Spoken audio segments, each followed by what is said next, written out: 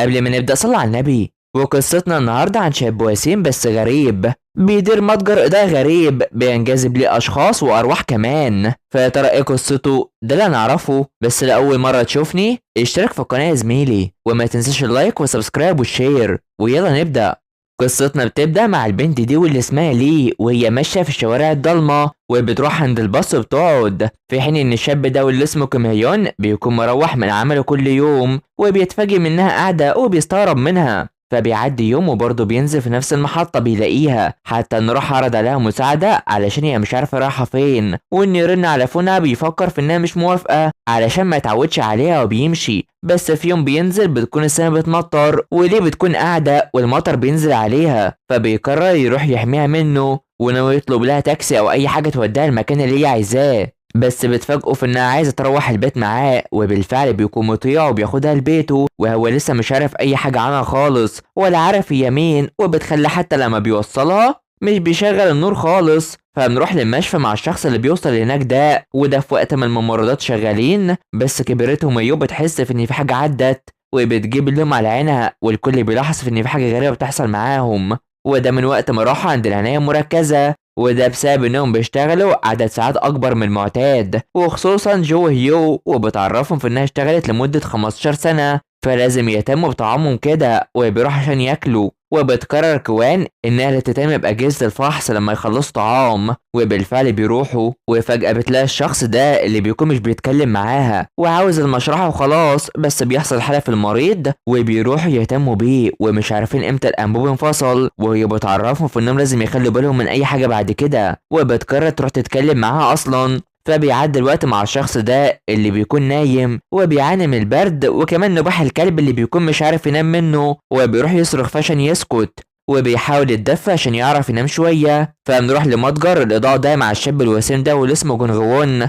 وهو بيحاول يشوف المصابيح بس بيجيله شخص عشان يشتري منه مصابيح هو محتاجها وشايف إن عنده مصابيح كتيرة في المكان، ولما بيمشي بيروح يسجل اللي باعه. فهنا كوين بتكون بتشوف الدفتر اللي عندها ومستغربة، بس انا الشخص اللي مش عارف ينام ده بيروح لمتجر الإضاءة خاصة بجوان وبيفضل مركز في كمية الإضاءة اللي موجودة دي ومستغرب منه مش بيرد عليه خالص وبيمشي في النهاية. فبنروح لخروج الطلاب دول من مدرسة وهم فرحانين، بس في بنت بتكون واقفة وحيدة وبتمشي، ومن هنا البنت دي واللي اسمها ليه بتروح للمتجر وبتشتري المصباح الكبير اللي عايزاه، وبتعرف منه في انه على طول فاتح طول اليوم تقريبا وبتمشي على طول. فبنروح للطالبة جهيون اللي بتكون شايفة البنت اللي في ساحة المدرسة وبتشاور ليها، بس بتروح تهتم بالدراسة الليلية بتاعتها دي. فهنا الشخص البردان بيروح لمتجر الإضاءة وبيعرفه في إنه جه عشان مش عارف يعيش من البرد، وبيجي يلمس أي مصباح بيمنعه وبيفضل يتكلم معاه وبيمشي وهو متعصب عشان بيدور على الكلب اللي صحاه من النوم. فجونغون بيروح يركز في المصباح اللي كان هيلمسه،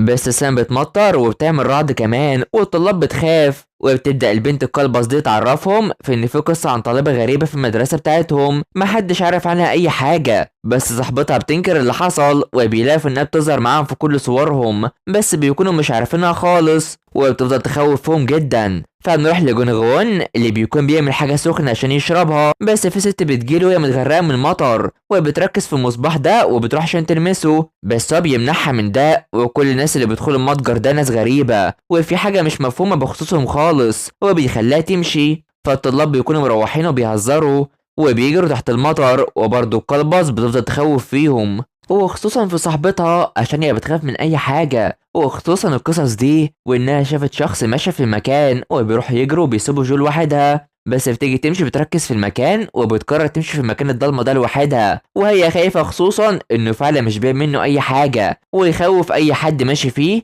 وموجود لغايه ما هي ماشيه بتسمع صوت خطوات ماشيه بس مش لاقي اي حد، وكل ما بتمشي بتسمع صوت خطوات بتقرب منها اكتر وده بيرعبها وبيخليها تجري على طول من كتر الخوف. وبتروح في المتجر عند جونغون وده علشان تجيب منه مصابيح من تاني وبيكون عارفها واخد عليها كده، وبيديها الحلوى اللي بتحبها كمان وبتكلم معاها في انها تاكل علشان شايفها صغيره زي عيلتها برضه وانها لابسه القلاده اللي ابوها كان جايبها لها بدل ما تتوه، وبتستغرب انه لابس نضاره بالليل كده، فبيعرفها ان ده بسبب عمله طول اليوم في المتجر، وده اللي فيه مصابيح ساطعه قوي كده، وان ده وظيفه المتجر الاضاءه اللي مش بيعرف يخفض الاضاءه اللي فيه، وانه بيفضل فاتح لشروق الشمس عشان ممكن اي شخص يجي. فبتعرفوا انها بتعدي من هنا عشان المتجر بتاعه، على الرغم ان المكان ضلمه وفيه اشباح، وهي شافته وقت ما كانت جايه وبتصدمه، وبيعرفها في انها ممكن شافت حاجه مفيش حد بيشوفها، علشان في اشخاص عندهم القدره على رؤيه الاشخاص الغرباء، وهو بيعرف يشوفهم عشان على طول كان بيشوفهم، خصوصا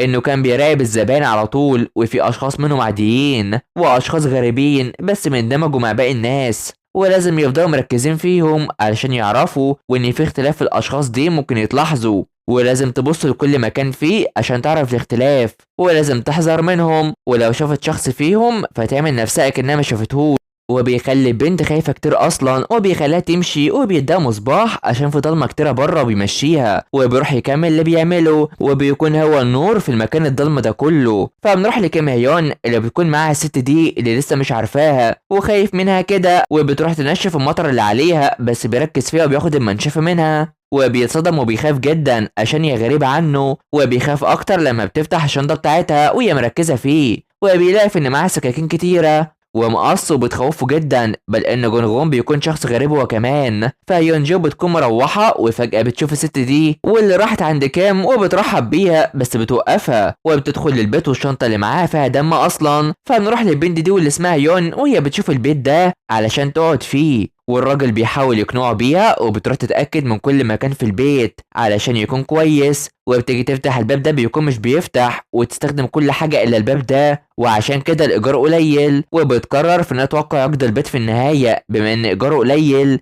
فبتروح تهتم بكل مكان وتنظفه، وبترتب حاجتها اللي جايباها بما انها هتكون في البيت، بل بتتصاب كمان وهي بتعمل ده، وبتخفي الباب اللي المفروض تتجاهله. فبيعدي الوقت بتروح عشان تنام، وسط ما الشاب ده بيكون راجع من المدرسه وماشي، وده في المكان الضلمه بيغني علشان ما فيش حاجه تطلع، واما بيسمع صوت خبط بيروح يجري على طول، بس بيحس في ان في شخص ماشي وراه، وعشان كده بيكمل غنى وبيجري على طول. فبتكون يون شغاله وبتسمع في ان الشاب ده بيغني، وهي مش بتحب ده علشان كانت عايزه جو هادي، وبيفضل يجري لغايه ما بيوصل عند متجر الاضاءه اللي فيه جون غون، وبيرتاح وبيجري تاني. فيوم بتكون شغاله بس بتنام على نفسها، والخيال ده بيتحرك والنور بيتطفى لوحده، وبيكون في شخص موجود ومراقبها، ومن الواضح في ان المكان ده فيه عفاريت بقى. فالشاب بيكون واقف في المطر، ويوم بتفوق بس فجأة المصباح بتاعها بيطفي، وبيكون كل المصابيح بايظة ومش مصدقة اللي حصل ده، ومش بتشتغل خالص، وبتفكر في ان السبب في ان البيت قديم وما تعرفش اللي ورا كل ده. فبنروح للدكاترة اللي بيهتموا بالمريض اللي كان تعب فجأة، والدكتور بيعرفهم في انه هيعين اشخاص تانية معاهم علشان المرضى كتير، وبيطلعوا يعرفوا اهل الاشخاص دول انهم عملوا كل حاجة والباقي على ربنا، وبيخليهم يبكوا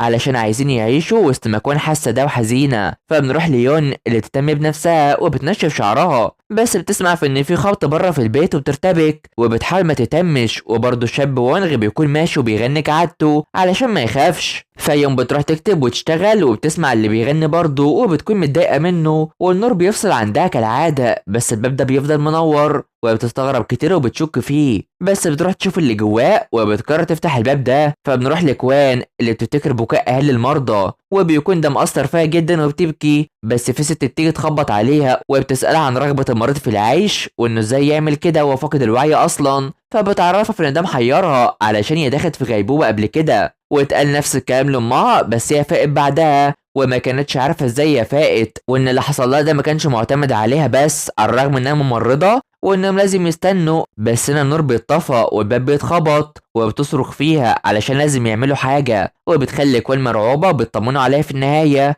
فبنروح ليون اللي بتدخل الباب بتلاقي اللمبه دي وبتقرر تقفلها، والشاب بيخاف وبيمشي وبيغني، وعشان كده بتروح تخليه يقف، واول ما بيشوفها بيخاف منها وبيجري وهي مش فاهمه ايه اللي حصل، ولما بتمشي اللمبه بتشتغل تاني. فبنروح للمدرسه اللي بيخلصوا، وجو بتفوق اوتوم عشان يمشوا، بس بترفض ام وبيمشوا. ففي وسط ما جو ماشيه بتسمع صوت في المكان الضلمه، وبتقرر تشغل الكشاف اللي معاها وبتمشي، وبتشوف ست ماشيه وبتروح تبص لها، وعشان كده بتكمل ماشيه عادي زي ما هي، وبتعرض عليها حمايتها من المطر، وبتعرفها في انها رايحه لمتجر الاضاءه، وبتعرف هي عايشه فين وبتمشي معاها. بس بتلاحظ في انها غريبة وشعرها بيقع وكمان مش عارفة تمشي وبتكبر وبتطول كتير وهي بتخاف منها وبتترعب وبتشوفها بتمشي وبتفتكر كلام جون غون ليها انها تتصرف اكنها ما شافتش اي حاجة. وما بتروح تجري وبتقرب عليها بتجري وبتخاف وبتصرخ وبتخليه يطلع ويشوف ده، واول ما بيقلع النضاره بترجع طبيعتها وبتمشي على طول.